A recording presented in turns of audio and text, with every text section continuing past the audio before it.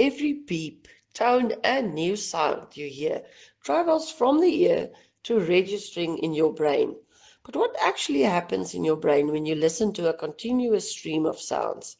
A new study from Aarhus University and University of Oxford reveals that the brain doesn't simply register sound, it dynamically reshapes its organization in real time, orchestrating a complex interplay of brainwaves in multiple networks.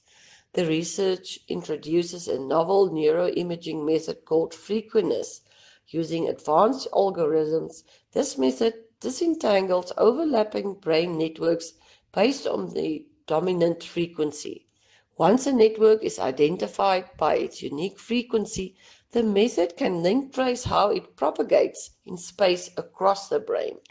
We're used to thinking of brainwaves like fixed stations, alpha, beta, gamma, and of brain anatomy as a set of discrete regions, says Dr. Rosso. But what we see with frequentness is much richer. It is long known that brain activity is organized through activity in different frequencies, turned both internally and to the environment. Starting from this fundamental principle, we've designed a method that finds how each frequency is expressed across the brain.